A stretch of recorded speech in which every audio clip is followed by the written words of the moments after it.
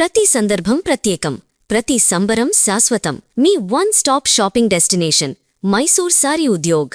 Periods టైంలో ఒకవేళ ఇంట్లో ఏదైనా శుభకార్యాలు మంచి పనులు జరుగుతూ ఉంటే ఇంట్లో ఎవరికో మెయిన్ పర్సన్కి పీరియడ్ వచ్చింది అనుకోండి, అప్పుడు ఏం చేయాలి? దానివల్ల ఇంటి మొత్తానికి ఏమైనా నష్టం జరుగుతుందా? ఇదొకటి. ఇంకొక క్రేజీ డౌట్ చెప్తానండి, నాకైతే నిజంగా అలాగే అనిపించింది రామగారు.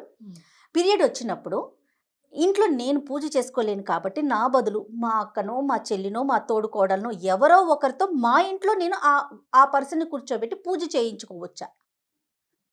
ఇన్ని అనుమానాలు ఉన్నాయి రామగారు.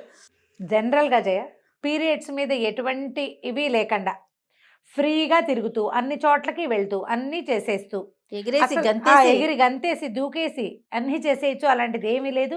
అది చాలా సాధారణమైన విషయం అని మాట్లాడే వాళ్ళు ఎంత శాతం ఉన్నారో అంతే శాతంలో అదొక పెద్ద నైట్మేర్ లాగా జరగకూడదు జరిగినట్టు, అదేదో కొంప మునిగిపోతుందని, ముట్టుకుంటే ఏదో అయిపోతుందని, దానివల్ల దోషమని, పిల్లలకి దోషం, తల్లికి దోషం, తండ్రికి దోషం, కుటుంబానికి శాపం, ఇలాంటి అనుమానాలు అక్కడి నుంచి దానివల్ల వచ్చే మానసికమైన జాడ్యాలు, ఎక్కడైనా ఉందేమో, ఎక్కడైనా అంటేసుకుందేమో, దానివల్ల దోషం ఉండిపోతుందేమో, పిల్లలకి ఏమైనా అయిపోతుందేమో అని డిప్రెషన్స్లోకి, కొత్త కొత్త మానసికమైన అనారోగ్యాలకి గురైపోవటం ఇంకో వైపు. అన్ని విపరీతాలే జయ. అవునండి, ఇది అంతే ఉంది, అది అంతే. ఇప్పుడు ఇది దోషమా అంటే, దోషం ఎందుకు అవుతుందో చెప్పు. ప్రతి నెల వచ్చేది, ఎప్పుడో ఒకసారి 15 ఏళ్ళకి ఒకసారి వచ్చేది కాదు కదా, 15 సంవత్సరాలకు ఒకసారి వస్తుంది. అది మన కర్మగాలి మన ఇంట్లో పూజ రోజునే వచ్చిందంటే పోనీ ఏదో దోషమో మన గ్రహ దోషమో. నెల నెల వచ్చేదేనే, ఒకవేళ రాకపోతే టెన్షన్ కదా. అంతే, పీరియడ్ రాకపోతే టెన్షన్ ఆడవాళ్ళకి, అవునా? అవునండి, అవును. రాకపోతే ఒకటి అనారోగ్యం, లేకపోతే ఇంకేమైనా రకరకాల డౌట్లు, అవునా? అంతేనండి. దాని మీద ఎందుకన్ని ప్రశ్నలకి ఎందుకంత బాధపడతారో తెలియదు. మొదటిది వినాయక చవితి తీసుకుందాం. ఏ పండగ రోజైనా మన పీరియడ్ వస్తే ఈ పండగ రోజు కాకుండా ఇంకో రోజు చేసుకోవడానికి పండగ ఈ రోజు ఎందుకు పెట్టడమో చెప్పు. చవితే కదా, చవితే కదా. పైగా మనం చవితి ఏ పూజలకి పనికిరాని చవితిని ఏ పనైనా సరే చవితి నాడు ఎందుకు అంటాం. అవును. కానీ ఒక్క వినాయక చతుర్థి మాత్రం ప్రత్యేకంగా ఏడాదిలో ఒక రోజు చేస్తాం. ఈ రోజు చేయకపోతే దీని తర్వాత 5 రోజుల తర్వాత నేను చేస్తానంటే ఇంకా చవితి ఏముంది, దాని ప్రాశస్త్యం ఏముంది, ఆ తిథి నాడు ఉండేటువంటి ఖగోళంలో ఉండేటువంటి ఈ రకరకాల గ్రహాల మేళవింపేముంది, ఏమీ లేదు. నేను కూడా ఒక 2-3కి ఫోన్ ఆన్సర్ చేశాను రామగారు, ఇదే ప్రశ్న. చవితి రోజు మాకు చేయకూడదు ఆ రోజు, సో మేము తర్వాత చేసుకోవచ్చు అంటారు. ఒక శుక్రవారం కాకపోతే ఇంకొక శుక్రవారం చేసుకుంటాం. పండుగను ఎలా మార్చుకుంటామండి? ఎలా మారుస్తారు? కాబట్టి పండగ నాడు చేయలేదు తర్వాత చేసుకోవచ్చా?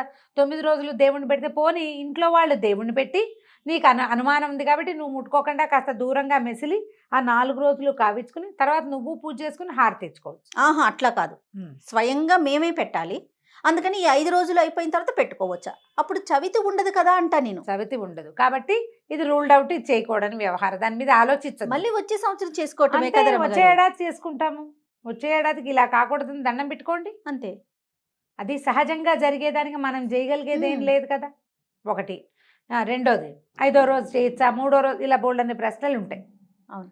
అనుమానాలకు ఏముంది జయ, పైగా మన ఇంట్లోది వేరే వాళ్ళతో చేయించచ్చా అనేది ఒక ప్రశ్న. అవునండి, అంతే కదా.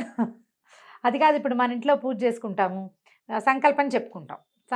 చెప్పుకునేటప్పుడు మమ ఉపాత దుర్దక్షయ ద్వారా పరమేశ్వరం ఉద్దేశ్య అని చెప్పుకుంటావు. మొత్తం చెప్పాక ఫలానా గోత్రవతి ఫలానా నీ పేరు, నీ పేరు బదులు ఎవరి గోత్రం చెప్పిస్తావు అక్కడ? నీకు పీరియడ్ అయితే నీ గోత్రం చెప్పకూడదు కదా. అదే కదా. అవునవును, నీ గోత్రమే చెప్పేటైతే నువ్వే చేసుకోవచ్చు. నువ్వు చెయ్యట్లేదు అంటే నీ గోత్రం చెప్పకూడదు అంతే. ఇప్పుడు మీ అక్కయ్య వచ్చి చేసింది అనుకో, అక్కయ్య గోత్రము అక్కయ్య పేరు వస్తుంది, ఓకేనా? ఫలితం అక్కకే వెళ్తుంది కదా కదా. మన ఇంట్లో మనం చేయవలసిన పూజ మనమే చేయాలి. ఇప్పుడు లెక్క ప్రకారం 7 శనివారాలు లేకపోతే 5 శుక్రవారాలు, ఇప్పుడు చాలా వచ్చిన 7 శనివారాల వ్రతం మీద ఎన్ని ప్రశ్నలు నన్ను అడుగుతారు.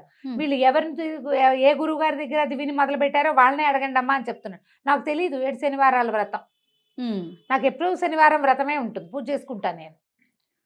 7 ప్రత్యేక సంఖ్య, అసలు నాకు ఐడియా లేదు, ఏం చేయాలో కూడా నాకు తెలియదు. నేను చెప్తున్నా కదా నిజంగానే. అందుకని ఎవరిని అడిగారో వాళ్ళనే అడగండమ్మా, వాళ్ళ దగ్గర చెప్పించుకోండి అని చెప్తుంటాం. ఇప్పుడు మన ఇంట్లో మనం ఇన్ని వారాలు అని పెట్టుకున్నాం. నీకు ఇబ్బంది అనుకో, మీ అత్తగారు చేయొచ్చు. ఆడబడుచు కానీ అక్కయ్యలు కానీ పనికిరాదు. ఆ. అది నీకు ప్రతి పూజకి కాదు. ఆ, yes. ఇలా ఏదైనా ఒక లెక్క ఉండి 7 వారాలు మీ ఇంట్లో పూజ ఆగకూడదు అంటే మీ అత్తగారు నీ సేమ్ గోత్రం కాబట్టి తోడికోళ్ళు కూడా చేయొచ్చు. అత్తగారు తోడికోడలు మన బదులు ఈ పూజ చేయొచ్చని ఒక చిన్న అమెండ్మెంట్ ఆ వరస తప్పిపోకుండా ఇచ్చారు అంతే. ఇచ్చారు అంతే తప్ప నువ్వు పక్కింటి ఆంటీని పిలుచుకొచ్చి పూజ చేయిస్తే మాత్రం కాదు. పక్కింటి ఆంటీ కాదు, మా అక్క, మా చెల్లి, అక్క నా చెల్లి తరపున నేను ఎలా చేయించుకుంటాను అసలు అక్క కదా. చెల్లితో చేయించేది పనికిరాదు. ఎందుకంటే గోత్రాలు మారిపోతున్నాయి మారిపోతాయి కదా.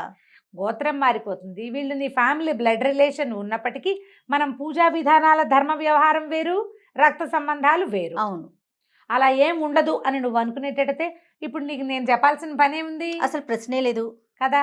ఇక ధర్మ సంబంధమైన వ్యవహారం లేదు, చేసుకోవచ్చా అని నన్ను అడగక్కర్లా, చేసుకుంటాను నేను అని నీ దారి నువ్వు చేసేసుకోవచ్చు. ఫలితం లభించింది ఏందో నీకు లభించేది మీ ఇల్లు కాబట్టి నీకు కొంత, పూజ చేసింది కాబట్టి అక్క కొంత, అలా ఏదైనా లభించచ్చేమో. కానీ ధర్మశాస్త్రంలో అట్లా చెప్పబడదు. ఓకే. తర్వాత ఇంట్లో ఏదైనా శుభకార్యం జరుగుతున్నప్పుడు అనుకోకుండా ఇంట్లో ఉన్న వారికి ఎవరికైనా పీరియడ్స్ వచ్చినాయి అనుకుందాం, అప్పుడు పరిస్థితి ఏంటండి? ఏముంది, వాళ్ళని తీసి పక్కన పెడతారు, పక్కన పెట్టుకుని మిగతా కార్యక్రమాలు చేసుకోవచ్చు. వాళ్ళకి దోషమే ఉండదమ్మా. దోషమేమిటి? ఇప్పుడు అదే నేను చెప్తున్నానా, ఎప్పుడో ఒకసారి జరగవలసింది హఠాత్తుగా జరిగిపోతే గ్రహణం దోషం అంటాం. గ్రహణం కూడా కాదు, ఖగోళ శాస్త్రం ప్రకారం అది జరగవలసిన క్రియలు జరుగుతూ ఉంటాయి. గ్రహణాలే దోషాలు కావని చెప్తున్నారు ఇప్పుడు.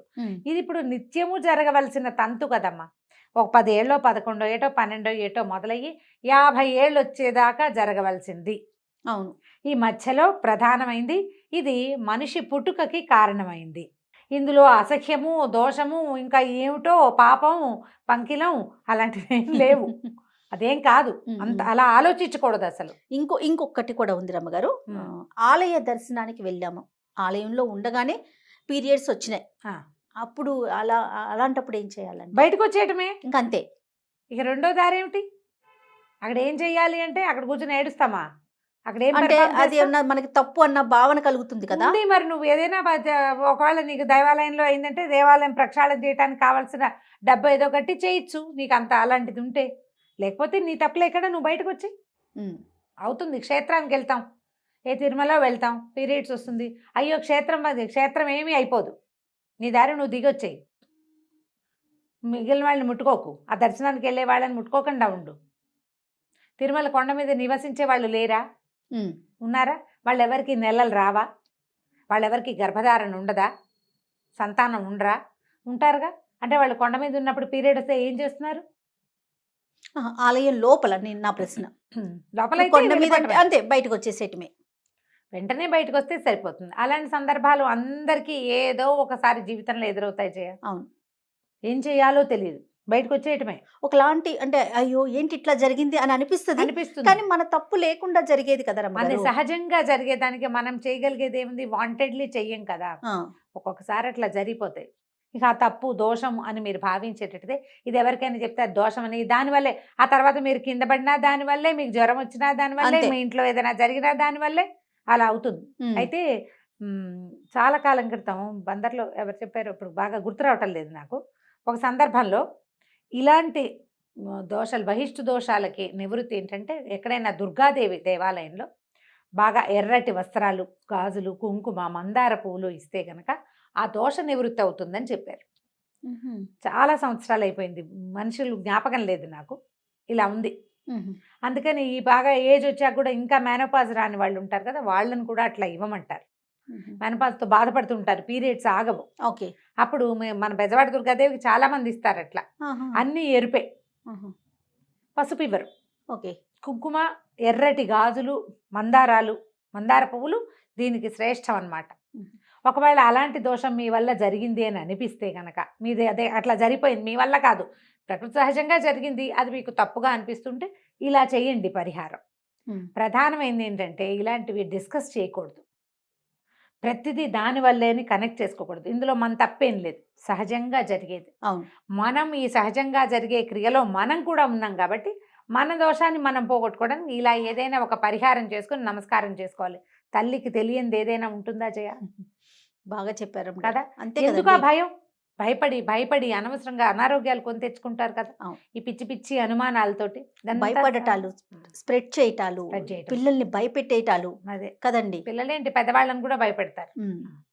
కొంచెం పెద్దవాళ్ళు అయ్యాక కూడా ఈ దీని మీద ఏదో ఉండి దోషం అని అంటుకుంటుందని వాళ్ళు ఎవరినైనా ముట్టుకుంటే స్నానం చేసేయాలని అలా చాలా పిచ్చిలో ఉంటారు జయ. అవును. అవన్నీ కూడా డిప్రెషన్కి దారి తీసే ఇంట్లో ఉన్న వాళ్ళని కాల్చుకు తినేస్తారు. రెస్ట్ వీళ్ళు- తీసుకోవాలి. వీళ్ళు బాధపడుతూ ఉంటారు, మిగిలిన వాళ్ళని బాధపడి అబ్బాయి వాళ్ళకి వచ్చిందని కాదు. ఇప్పుడు ఏ ఉద్యోగమో చేస్తున్నాం, ఏ బస్సో ఎక్కాము, ఏ కాలేజీకో వెళ్ళాము, ఆ. ఎవరైనా పీరియడ్స్లో ఉన్న వాళ్ళు నన్ను ముట్టుకున్నారేమో అని అనుమానంతో, ఓయమ్మా, పిల్లల్ని ముట్టుకున్నారేమో అని అనుమానంతో అది మరీ కష్టం అది మరి కదండి. ఇల్లంతా కడిగేసుకుంటూ ఉండటం, ఎంతసేపు దుప్పట్లు ఉతికేసుకోవటం, ఎంతసేపు అవన్నీ ఒక రకమైన ఓసిడి. ఆ, అంత భ్రమల్లోకి వెళ్ళొద్దు, ఇది సహజమైనది. ఆ కాస్త లేకపోతే ఎంత బాధగా ఉంటుందో అప్పుడు తెలుస్తుంది. అది సహజమైంది. కానీ మనకి ప్రకృతి చెప్తా ఉంది కదా, ఆ 3 రోజులు రెస్ట్ తీసుకోండి తీసుకో. అవకాశం ఉంటే. అది చేయటం తప్ప అంతే, ఇంకా అంతకంటే ఎక్కువగా ఏం చేస్తాం? ఆలోచించొద్దు. అంతే. అంతే కదా రమ్మగారు. రైట్ అండి, నమస్తే. నమస్తే జయ.